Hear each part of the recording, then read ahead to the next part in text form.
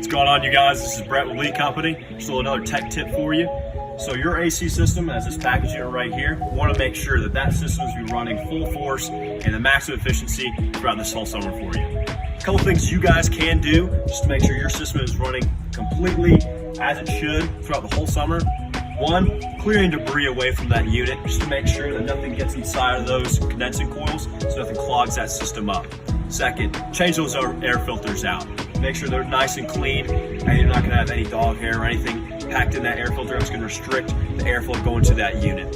Third, look at that ductwork. Make sure all those vents are open up in certain areas that you want to have airflow throughout the house so you can receive that nice cold AC. And fourth, make sure you have that thermostat programmed correctly. A lot of people don't take that into consideration. Just make sure it's set on whatever set point you want to have it at, and it's going to do the rest for you. If you got any questions, ask one of our associates, ask one of our technicians. We'll be out here servicing you guys, either get you on out of maintenance. Thank you for choosing Lee Company.